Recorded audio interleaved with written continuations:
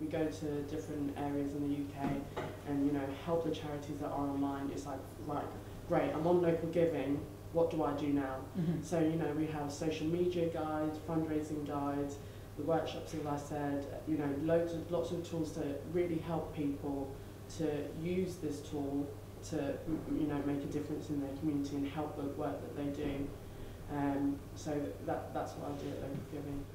I mean, there's one group in Berkshire, Hurst Bowling Club, who, you know, I have a personal connection with, because since they've come online, that, you know, they had a very high fundraising target. You know, their building for their bowling club was like falling to pieces. They needed to have, you know, more accessibility for the older people to use the facility. And Ronnie, the lady that runs it, she called up and she was just like, Jill, you know, local giving is great, but how can I get, you know, this many donations? How can you know, I get people in the area to, you know, donate to us? So, you know, we just went through, you know, what her goals were, you know, what they need to do, what they need to raise, and also we went through what they do as a charity and how they can put it on their page in a way that speaks to everybody else. Because sometimes when you work in a, you know, for any organisation, you know, you use jargon and language that, you know, is not necessarily, you know, it speaks to the general public.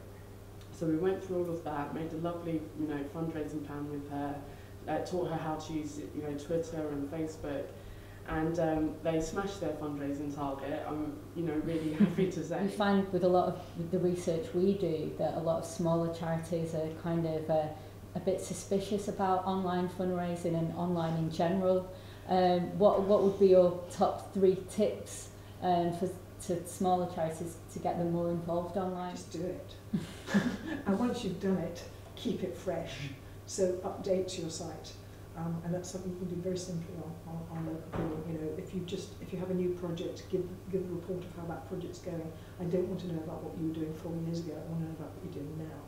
And the internet gives you the chance to update that. And the other thing is to use the tools we give you to keep in touch with your supporters and let people know about what you're doing. And, you know, putting links onto Facebook and it's all free. And it's so powerful. And, you know, we can do as much as we can. I mean, we've got free media now, but we're not going to get that indefinitely, obviously.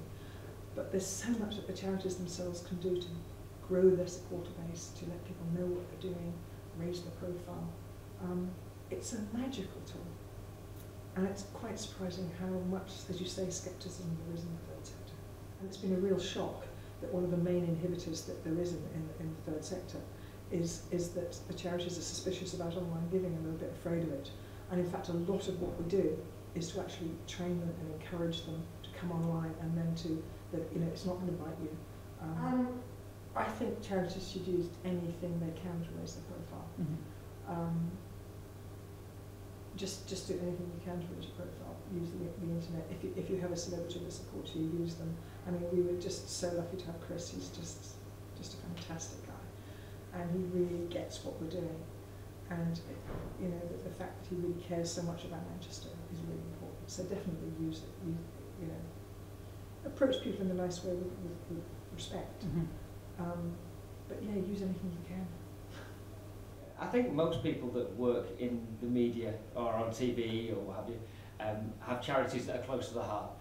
All of our families have been affected by something over the years that's required a response from some sort of charitable organisation, whether it be bereavement, counselling or cancer care. And obviously you promote the ones that are close to your heart, and you also promote ones in your local area, and that's why Local Giving was a good match for me, because I wanted to push the ones that were important to me.